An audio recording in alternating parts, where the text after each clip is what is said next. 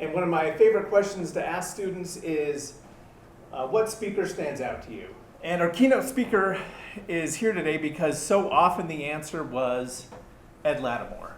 Ed Latimore has a story that I think really resonates with students and with all of this. Those who know me well have heard me talk about Ed's story many times. I will tell Ed's story almost as good as he does. I love telling a story. It's really inspired me. And I'll give Ed, I think, the best compliment or the most sincere compliment that I can give, which is that his story helped me be a better father. And when he spoke at the time, I had a child who was badly struggling with math, D's and F's, and currently has all A's in math, much better grades, and it was Ed's message that helped me rethink what was possible. So without further ado, please welcome Ed Latimore.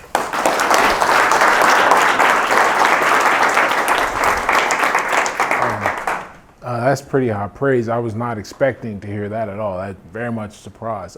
Thank you, and I'm grateful to have had that impact. So I'll start with like an obvious question. I think I can guess the answer from most people. Who has gone to college? All right, raise your hands, all right? When I graduated from high school, that was my plan too. I was going to go to college.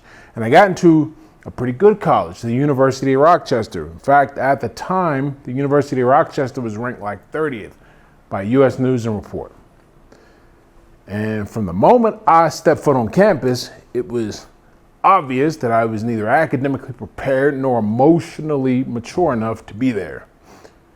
Now, for my academic preparedness, the writing was on the wall already. Not only had I failed high school once, I did it twice. The first time in the normal way, where you don't complete the assignments and don't get high enough grades to pass.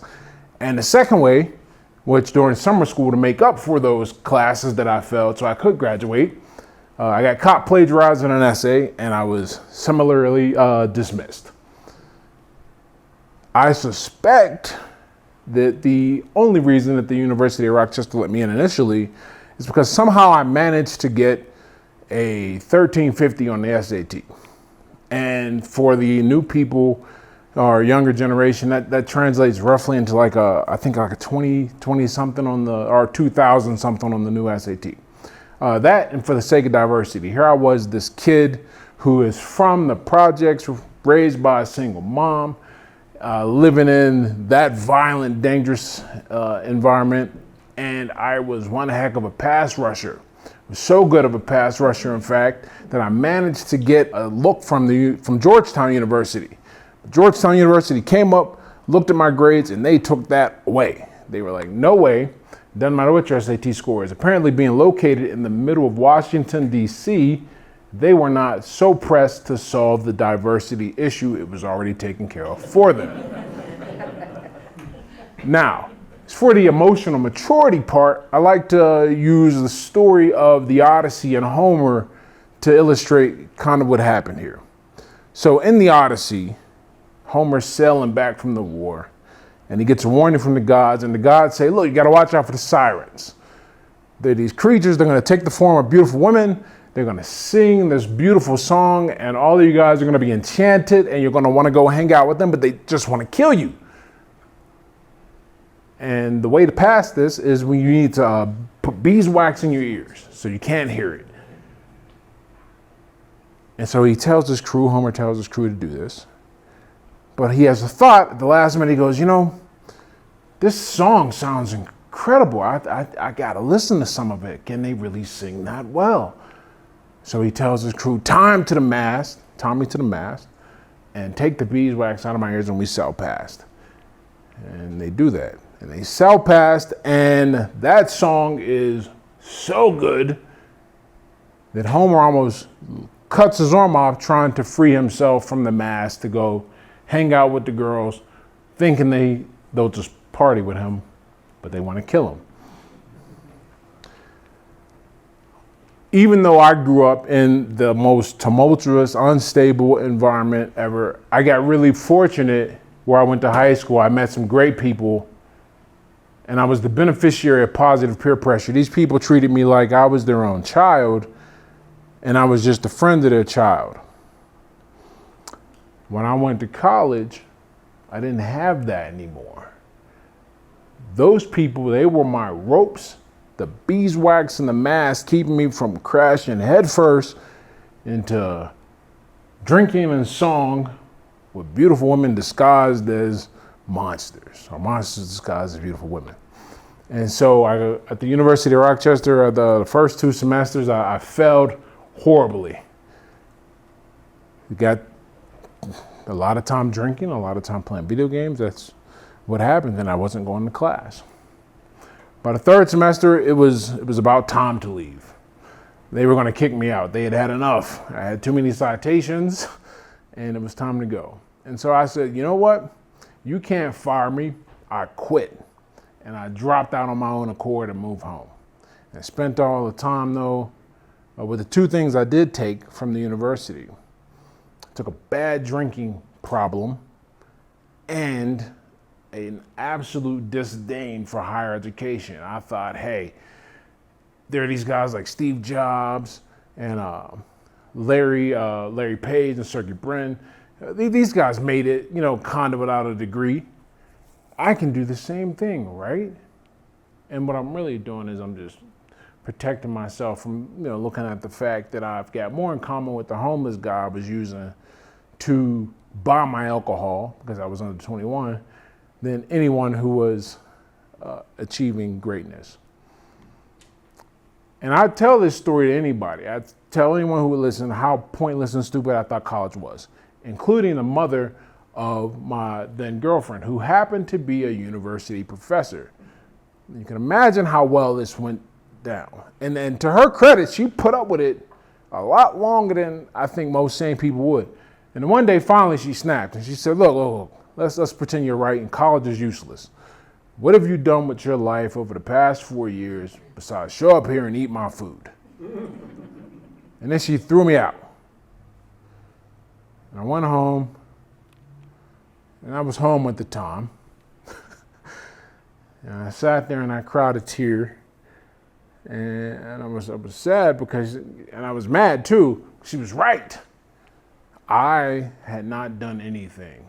If I died that moment, no one would be able to say anything cool about me. So I got to work, as the most interesting man in the world says, on beefing up my obituary. And the way I did that is I decided to start boxing. Now, boxing was like, there were 2 choices at the time. I was looking at enlisting in the Army and boxing. But we had just started, this was right around 2008, and we had just surged into Iraq, and I wanted to change my life, but I didn't want to change it so badly that I was willing to take a bullet for it. So I decided to start boxing, and I started boxing late at the age of 22. And when I started fighting, I can't tell you how bad I was. I was winning fights if my fist got to the guy's face before his fist got to mine. And it was traveling so fast and with such bad intention that they always got knocked out. By my first 18 fights, I was 13-5. All 13 wins came by way of knockout. All 5, and this is amateur fighting, by the way, not professional, all 5 I lost by points. And it was not good. That meant I wasn't learning how to box. I couldn't fight. I couldn't really do this. I was just, at best case, this guy who was a good athlete, who was swinging his fist wildly, and it just happened to connect. Worst case, I'm just a thug swinging and punching. And I finally made a decision. I said, I got to change something. You spend all this time with your coaches, it's a great bond, but they weren't helping me. I was not getting better.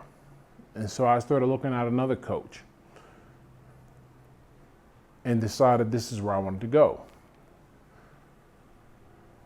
And what I like about boxing in this regard is that it's such a powerful feedback mechanism. You cannot survive this sport. You can make a mistake once and you go, okay, that sucked, I got hit.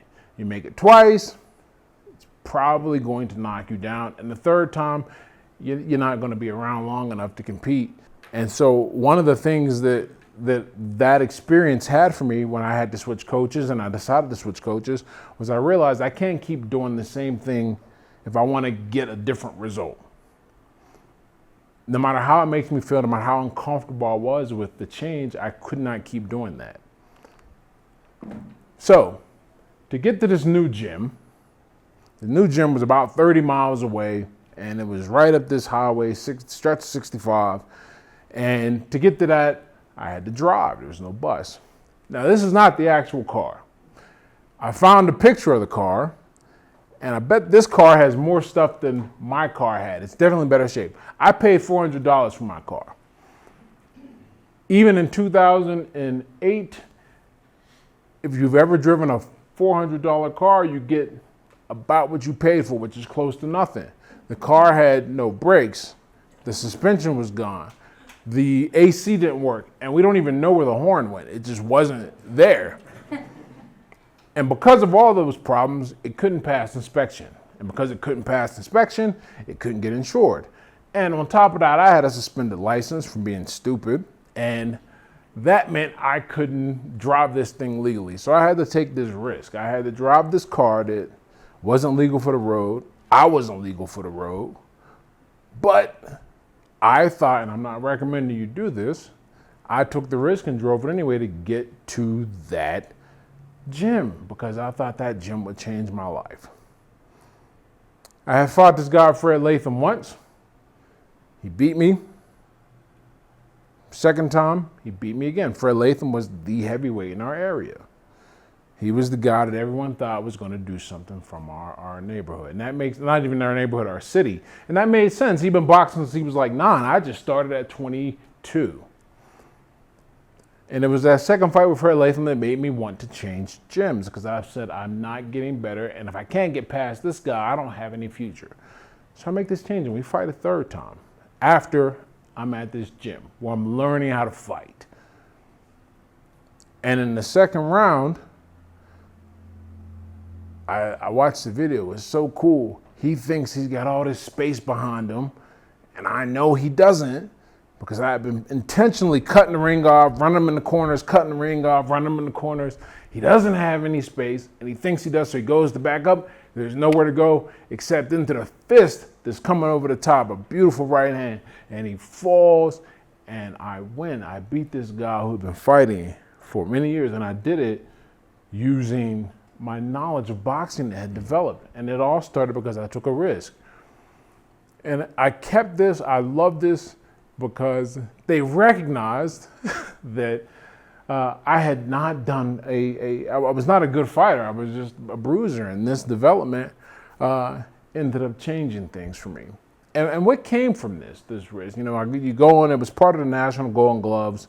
And then as part of the National Golden Glove, or your state Golden Glove starts, and you win your state, my state, Pennsylvania, you go out to Indianapolis, that's what it was that year at least, for the National Golden Glove Tournament. And there they just, all the champions from different states, or in some cases regions if there's not enough people in a particular state, they select that champion to represent that region. And then they do a draw and you're randomly matched. I got randomly matched with a guy named Dominic Brazil from California. And California is like, there's tons of people in Cali. So I figured this guy would be good. He had to beat a lot of people. I didn't know anything about him. I tried to find stuff. I found that he was 6'7", a former NFL quarterback. Not like he didn't start on a team, but he was in the camps and he got picked up undrafted. So he's got this great athleticism. And I'm just like, okay, this is the real deal now. We're at the big level. How are we going to do this? And I go out there and I beat the guy. It was a hard fight, but I beat him. I didn't knock him out, beat him on points. Did a few more fights, but that fight in particular, before I got beat in the semifinals, that fight in particular opens up so much for me because he, unbeknownst to me, he's sponsored by this group out in LA, and they've got all this money and all this stuff, and they want to bring me out into their program. See if I like it. I go out there, and that program ends up leading to me being able to fight full time is an amateur. It's very unusual for an amateur to be able to do this, but as an amateur, fight full time and devote all my time to training. And so that win in 2011 led to me being able to fight in the national tournament, another national tournament, and win. I used to be really afraid of taking pictures. I'm not afraid, I was self-conscious. I would avoid it. And I wish I had taken a picture of me, getting that belt, but instead I just have the belt. Unfortunately, you can go Google it and see if make sure I'm not making it up, but I wish I'd taken a picture of me getting that belt put on. When this all started, I got this all because I took a risk initially to change gyms and to do something uncomfortable for me. So that is one of the first lessons that boxing taught me that I really started to apply in the rest of my life, is that sometimes, there are really two here. The first one, the big one, is that a lot of times you have to do something that is uncomfortable to get a better result. And that's kind of what the comfort zone means, right? When you step outside of it, you're going to be uncomfortable by default. The second one, much more interesting one, kind of very relevant to the audience. A lot of times when you don't grasp an idea, it's not your fault. You might be in the classroom and everyone else seems to pick it up and you are not getting it. And traditionally, we've been led to believe that that means there's something up with your ability to grasp this information. But many times what I've found out, and you'll see later in the story, a lot of times it's just about changing your environment and changing your approach to these things. And that's the thing I did. And that made such a big difference in my life. But reality rears its ugly head. After that program, in this picture, I'm, 25 maybe. I had the great experience in LA. The program ends. I come back to Pittsburgh and I get a job at T-Mobile. Not this T-Mobile. I don't know where this T-Mobile is, but I worked in one just like it. And I worked there because I'm still an amateur fighter and I'm no longer being paid by my program. So I've got to get a job and I'm still trying to fight. So I take this job and one night while I'm working, and my plan was to get off and go party and go drink. I've got a big drinking problem by this point. And that's where that picture came from, the initial picture. One night I passed out Thanksgiving. I think that was Thanksgiving. But I was supposed to get off and go party and drink with some friends. And at this point, I don't really have any money. But you can always find money for your addictions, right? That's one of those things that gets channeled into greatness when you get your life together as a former addict. But if you've never worked in customer service, there's an interesting set of rules. So we closed at 9 o'clock. That meant at 9:01, no one could come in. We could turn you away, you can't come in. But if you come in the store at 8:58 and you're browsing, I can't tell you to leave. You got to stay. And you can stay as long as you want. So a woman comes in, she's like 8:58 and she wants to buy a phone. The same night I'm planning on getting off and go party and be crazy. She wants to buy a phone. And I'm like, all right, whatever. I might as well work on this, get the commission. We walk around the store for like an hour. And by the end of that hour, she's like, you know what? I think I'm going to do it. And I'm like, yeah, I'm going to get that commission. She's like, I'll be in tomorrow to buy it. I'm like, you can't react. I'm just like, all right, cool. That meant someone else is going to get the money for my hard work here. And I'm so frustrated. I shout a profanity word when she leaves, and then I start closing down the register, and that frustration leads me to make a mistake, and so it takes an extra hour or so, and I don't get out the store till 11 o'clock, and I just sit in my car, and I'm like, what am I doing? I'm better than this. It's dark, but where this is from, it's from The Matrix. Half the audience is old enough to know what The Matrix is for sure. The other half is like, this is a funny side note. I coach boxing sometimes, and and I had a kid who was 14, and I was teaching him something. And then I said, what if I told you? In the tone of what I thought was something recognizable, Morpheus from the Matrix. And he looked at me like I was crazy. And I said, Morpheus from the Matrix. He goes, the Matrix? What is that? I'm like, you never seen the Matrix? He goes, I've heard of it. It's that one where nothing is real, right? And it was at that moment that I officially felt old. I made a completely dated reference. He had no idea what I was talking. And I'm like, man, that's huge. Fun story. Someone on the internet said, some kid wrote about the Matrix and was like, it's a movie from the late 1900s. And I was like, whoa, you're not wrong, but that's one way to put it. But back to the story. There's this great scene in the Matrix where, they're about to take Neo to meet Morpheus, and he's like, and then they're like, we got to do it our way. And he's like, nah. And he tries to jet out the car and leave. And then Trinity stops him. And she's like, Neo, you got to trust me. He goes, why? And he goes, and the part that sticks with me, because you've been down that road, and you've been down there, Neo, you know that road. You know exactly where it ends, and it's not where you want to be. And I remember sitting there in my car thinking that I know where this is going to go. And I know I don't want to be there. The way I phrased it to myself was 5 years is going to pass anyway, God willing. And in 5 years, am I going to have more options or fewer options for my life? Am I going to be working at T-Mobile and trying to get off for drinking, or am I going to be doing something else? Am I going to be fighting? Who knows? And I sat there and I thought, and it made me change quite a few things and really take some active steps in my life. I said, I'm going to go back to school and I'm going to conquer this college thing. And I'm going to get my drinking under control, and I'm going to be a better human. A more productive one, someone that I could respect.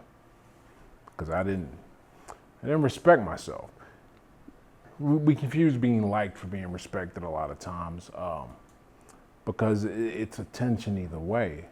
But when it comes time to do things, when it comes time for people to put their faith, their trust in you, to introduce you to their family and all that, that was like the big test. That's when I knew something was wrong. My friends stopped having me come over to their parents' house or whatever. Like, now we can just hang out here, buddy. And I used to be a friend of them all. And I said, I don't respect myself. You don't respect me either. What can we do here? So I chose a different road. I enlisted in the Army because I needed money for school. Everyone thinks that it was we went full circle and figured something out. No. I needed money for school. They would pay for it. Now, I also got a lot of skills. In particular, my MOS in the Army was a 92 Alpha. Get ready for a mouthful. I was a land combat and systems electrical repairer. That just meant I was an electrician for all of the military weaponry. And then when I got to my unit in the National Guard, 1 week in a month, 2 weeks a year kind of deal, then they put me on the radios. So they trained me how to think mechanically. There's me in school. Like, everyone behind me is in their 20s. I'm at this point, I'm 30. I'm 30 in this picture. And I'm like, again, that time's going to pass anyway. What am I going to do?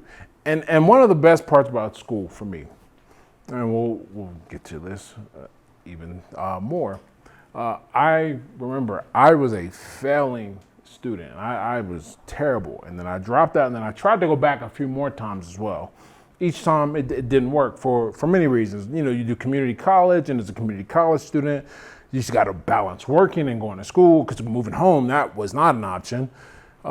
And so I failed out again and again and again. And I failed community college so many times, they were like, you can't come back for a year. I didn't even know you could get rejected from community college, but you can. And then when I decided I would go back, my old grades would exist if I used that transcript, and I didn't want that. So instead, I went to the community college the next county over, which was a long drive, but it was worth it, because now I'm starting with this whole framework of learning that I picked up from boxing. Because I remember I started as this awful, uncoordinated mess of a swinging club of aggression. And then I transformed into somebody who was capable of winning a national title against graceful, skilled fighters. And I took that learning process. I said, if I can do that with my body, I definitely can do it with my mind. And that is why I love that picture. That, and it's just, it's cool. And I turned professional. That fight is from my fight, the Mohegan Sun Casino in Connecticut. When you turn pro, first of all, I don't think there's any aspiring boxers in here. But if you're even remotely thinking about it, there's no money in this at all. It is like you see the guys who make all the money, and it's hard to appreciate that they are like less than 1% really. This guy Carl Froch calculated this, and he didn't give the exact percentage, but he said like 97% of boxers, they gotta get it. They don't make enough during their career to not work. And based on my experience and observations, I felt that. The only reason why where my income came from, I got paid for drill and GI Bill stuff. But it allowed me to fight. But these three things combined, man, it gave me this focus, and I was able to like not get myself into trouble and let things grow. And then because when you develop new habits, they've got to grow and develop. They have to become strong enough to resist your external world. You can't just go, I'm going to be sober today, and then go out to the bar the next night and expect to hold on to that. And that's just my experience with that. That holds for anything. If you make any change in your life, you can't go back to the old environment so quickly. You've got to let that habit develop as a habit. It works for bad habits and good habits. Now, the last thing, my pro career. Because of my great amateur time and the victories I was putting together as a professional, I got signed to a promoter. And a promoter is the only way to get more money fighting. You can sell tickets yourself, but that is no good. And here's the way the promotion game works in boxing. There are so many shows on television, and so many promoters, and so many fights. And the number of shows on TV are less than the number of promoters, are less than the number of fights. So that means that the people at the top get to be selective about who they decide to give shine to, as they say, to promote, to get everyone out into the world. So what ends up happening is you get a lot of guys fighting to get a promoter. If you don't have a promoter, your career is kind of dead in the water. There's really nowhere to go except to be someone's opponent, hopefully pull an upset. I was fortunate. I was with the good people. The coach who I took the risk to get to, his brother was involved in making the matches for the local area, and boxing still very much pick up the phone kind of business. And so he gets me signed to Rock Nation Sports. Rock Nation run by Jay-Z's company. They decided to break out of the music industry and get into sports. And I got picked up by Rock Nation. And what that leads me to is a fight against Trey Libby Morrison. They needed people who may have a background in boxing and another sport. Trey Libby Morrison is the son of Tommy Morrison. Tommy Morrison was the WBA champ. Unfortunately, Tommy Morrison had a lifestyle, and ultimately it's what killed him. He died of HIV infection. But his son lived on to fight in his legacy and had a name, and it was this great thing that Showtime was able to really heavily promote. And I was really excited about this fight. It would be a good test. It would be on TV. It was awesome. So there's me. There's how it started. Weigh-ins. And that's how it ended. You get hit with one shot sometimes. You get guys over 200 pounds. I take absolutely nothing away from Tommy. We were just talking the other day, but goodness, I thought I slipped when he hit me. That's how hard it was. And I didn't feel it. My leg, my nervous system just was disrupted, and then it came back, and I got up. Now the second time he knocked me down, I felt that one. That hurt. But because of that, I had to figure out something to do, because let me tell you, man, the boxing it's just a ruthless grinder. Our fight was in Miami, spelled like Miami, pronounced Miami, Oklahoma. And we went down like a week before, or whatever, to get acclimated. And so I had to fly back to Pittsburgh, PA. And by the time I flew back to Pittsburgh after losing, there was already an overnight express termination letter from Rock Nation. They were like, best of luck to you, peace. I'm like, well, I'm lost, this is terrible. And that was my income, and I had to figure something out.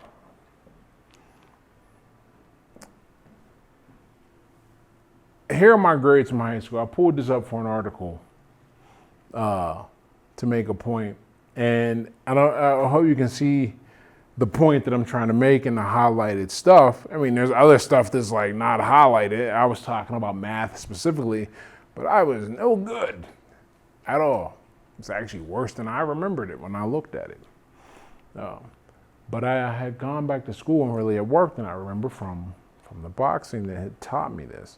So what I was able to do, again, that one risk I took with my coach. His wife is a school counselor at I wouldn't call it a rich school, but it's a public school and it's in an affluent neighborhood.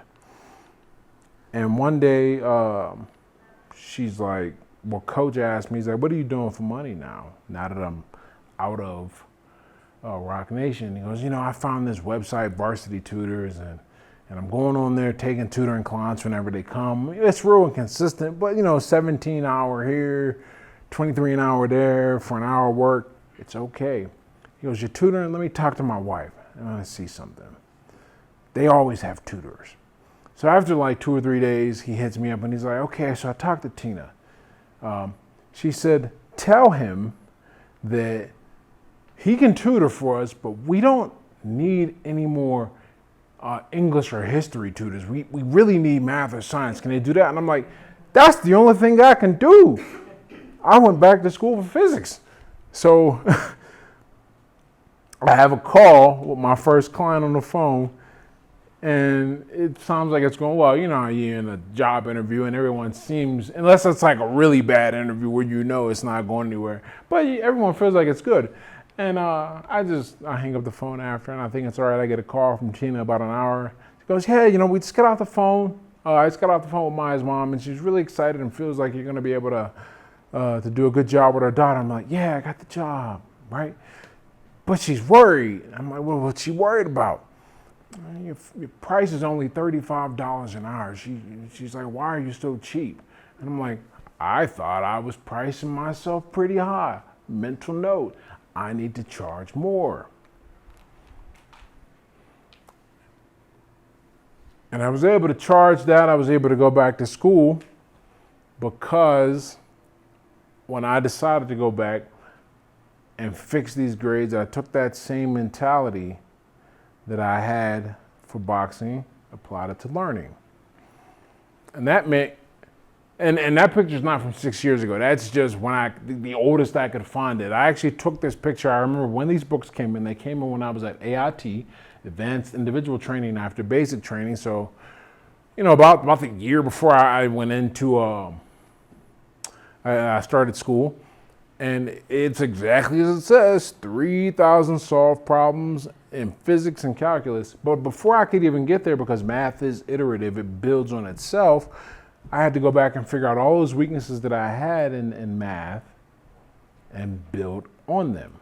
That meant going all the way back to I remember working on the number line and fractions. And I'm like, I never really learned this stuff. This is crazy that I don't know it. But we had to build. And eventually, that's like one of my favorite accomplishments there is that I didn't struggle with my physics degree, but it was challenging. Physics is a bunch of smart people who think they're so smart that they're not even going to be engineers. They're going to go and do physics instead. But I scored all of them in the school that year for something called the Major Fields Test. And the Major Fields Test is like the, it's like the SAT for physics. You get to see how every other physics major in the country is doing, and we're all compared and ranked. So in my program, I scored better than almost all of them in history, of the school, and then it was above. I think it was like the 65th percentile or something like that. I can't remember exactly, but I felt like that was a good job, and it's all started from building on these blocks, going from someone who was a failure at school, in particular math. Math really gave me fits, to being able to accomplish this, and it made me a better tutor. I told one of my students for AP, she was getting ready for the AP physics exam, I think BC, or not physics, calculus. I said, look here, Ashley, you got to understand something. I failed this class 3 times before I got it. I've taken it 4 times. She looks at me like, did my parents make a mistake? I'm like, no, I really understood it once I got it. So I already know all the areas where you're going to have a mistake, where you're going to have a problem. Trust me, we're good on this. And it was the same with all the other kids. Because once it's one thing to be great and gifted at something and then go, I'm going to go teach it. Nah, but you don't really know. You don't really know what it's like. That curse of knowledge, that kills people. And the curse of knowledge is when you have learned something so well that you don't remember what it's like to not know. Well, I could never forget. It wrecked my high school. It wrecked my college. It made me feel like I couldn't learn anything. And so when I got it, I remembered everything that I had to do to get to it. So I'll never forget what it's like to not know. And neither will they. The only thing, I'm sitting there, I'm like 32, man, at a high school graduation party. I got invited because they heard you, like, she blames you, not blames is the wrong verb. She gives you credit for being able to get into Case Western University because you helped with that. And so there's one card there, and then another thank you. I think I had moved to Portugal by this point. And so I wasn't tutoring Maya anymore on the right. But this is a kid that the first client, the one I got with, and they're like, she's got a similar, not a similar story, but a similar outcome with the failures and the poor grades. And I'm like, no. You're not a bad student. You're not stupid. You just haven't learned how to learn the right way. And so again, there's that lesson. It's not about. You can't let people make you think like it's your fault for not picking something up. A lot of times we don't know how to learn all the time, often. And we're not often taught how to learn either. And so we just assume that if a majority of people get it and you don't, there's something up with you. But many times it's just a little tweak. Nothing major, not a big tweak at all, but one that is different from the mainstream, and you can do a lot. And then how did this all go? One of my favorite memories, and by favorite I mean impactful. So I had a blowout fracture and went sparring, and I got hit. And the blowout fracture, they're more common on, I guess, lacrosse and what's the other one, baseball, where the ball comes and it hits the eye with so much force that it causes the bones to break in the bottom of the eye. I got one while I was sparring, and that punch also gave me some crazy concussions. I couldn't sleep and read, and it was really hurting. And my coach was pissed because I went and sparred with this guy as I was getting ready to come back to fight again after my loss. I went and sparred with this guy because I thought we needed to build up some goodwill. You always want to, I go spar with you, you'll come spar with me. Life's all good. And in my delusion, I'm like, well, I feel good. I'm back. I'm recovered all this. And I totally forgot this guy was in the gym constantly for the 17 months or so that I took off after my loss. And I'm like, all right, well, how much of a difference can I make? Turns out a big difference. And he yells at me and he's like, look here. This happened the week I graduated. And after my coach yells at me, he goes, look at your life from when I started working with you. You don't have to do this anymore.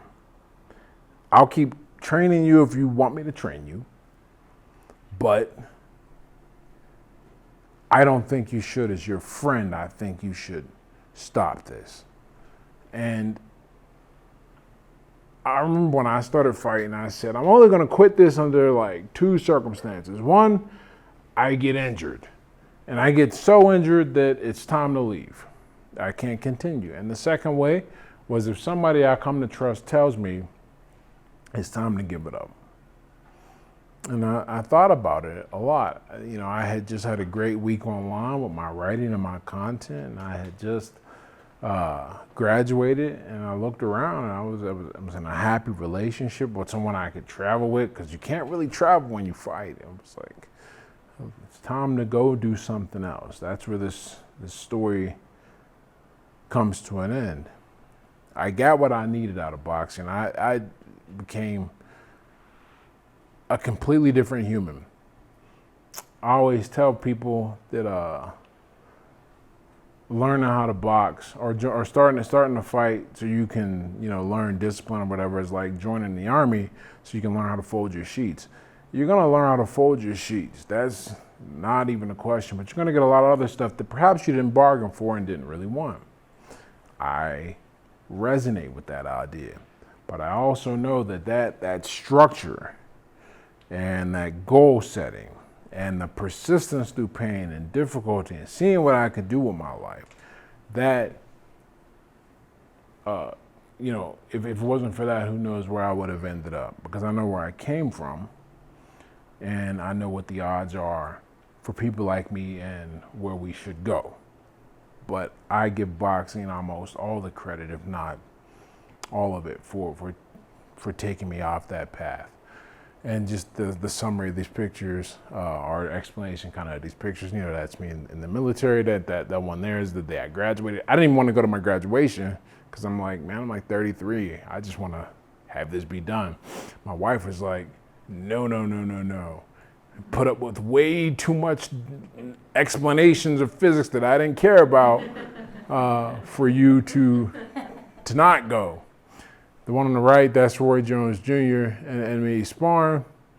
And I was like, that photo, I need to get it framed and put up in my office. And then that's my second book that I self-published, which was just I wanted to give people an emotional map for sobriety. A lot of people don't do that. They just say, oh, you know, you might have to lose some friends.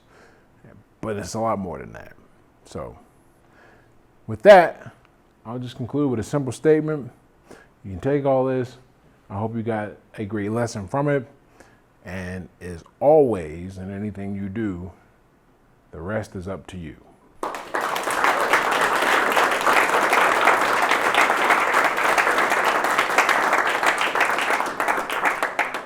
We got lunch at 1:15, so we got a couple minutes for questions. Are you comfortable? Oh, yeah. If you have any questions, I'm all for. Here's a question.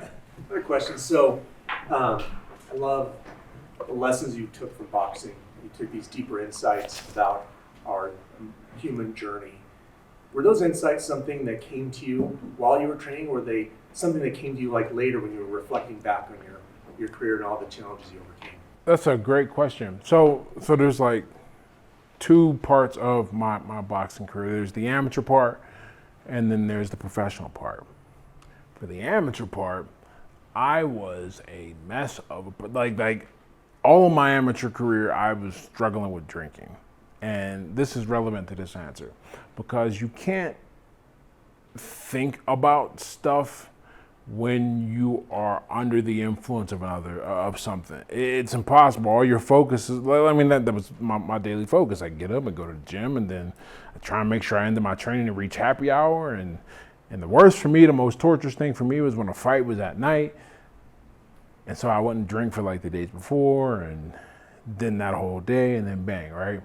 That was like the worst thing for me at that point. When I was done drinking, it was like the first year, I'm like making reflections. I'm like, wow, this sport really taught me how to be likable, because I was thinking about how I had to, you have to sell your own tickets. And I was in Pittsburgh, PA, and then fought in West Virginia for my first 3 fights. So I had to convince people to spend like $30, $40 to drive about an hour away to see something that if I do my job correctly, won't last more than 5 or 10 minutes. And do it on the weekend, no less. And that takes a certain level of connection. And the sport teaches me that. And then I'm like, wow, I'm doing great at math. It's like year 2.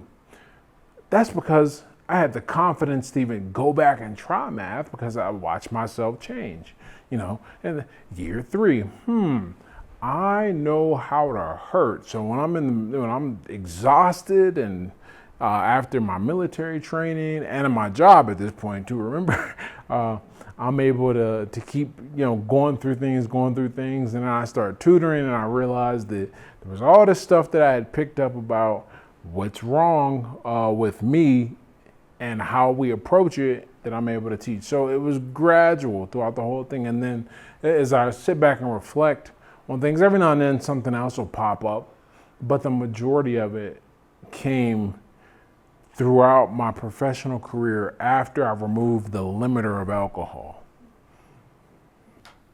Just a quick question. So Shelley and I work with a lot of youth, and one of the things that we see often is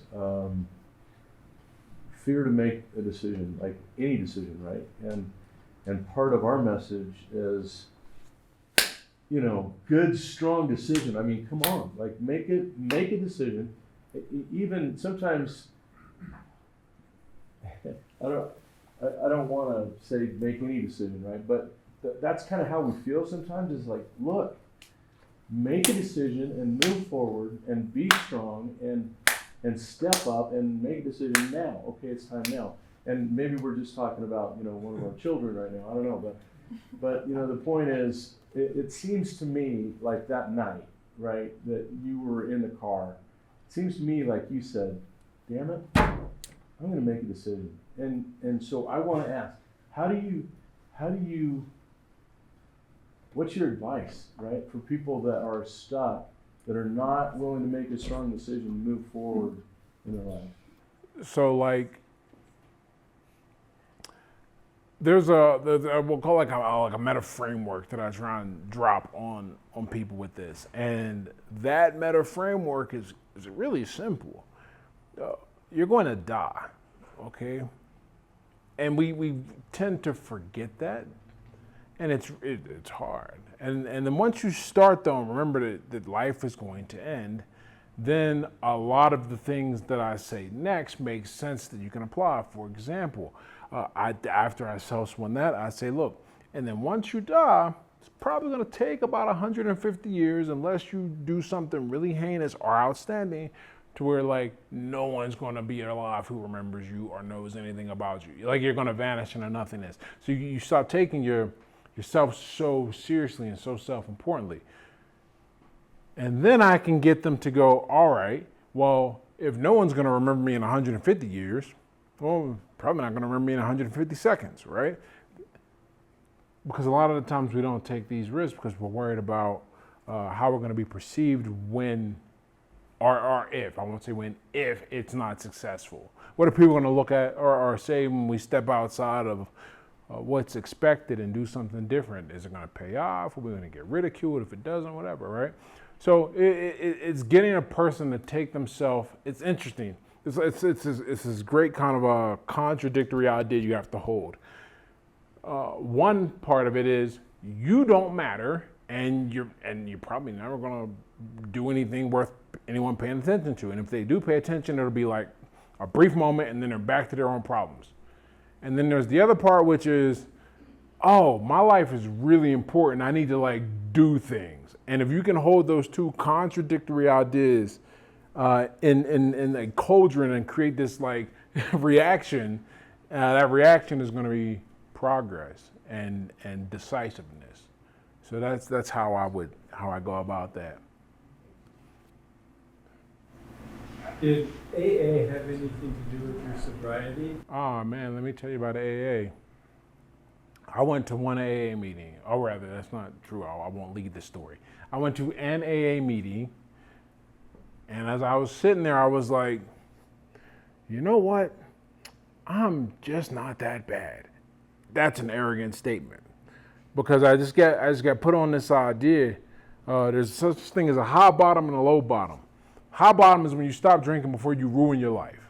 You recognize you have a problem before society recognizes it for you in the form of imprisonment or taking your kids away. I heard those. I mean, these are stories that I heard in AA. And then the low bottom as well. You had to hit the bottom. 4 years later, someone reached out to me and they were like, "Hey man, I want to go to. Well, I'm in town. I know we never met before, but I'd love to go to a meeting with you to see you get your chip. For those who don't know, you get a chip for every sobriety like milestone. 6 months, well, 1 day, 1 week, then a month, and 6 months, and on and on. And I go and I'm sitting there and I'm talking to people and I'm like, I am just like y'all, man. Wow. I mean, that's 4 years in.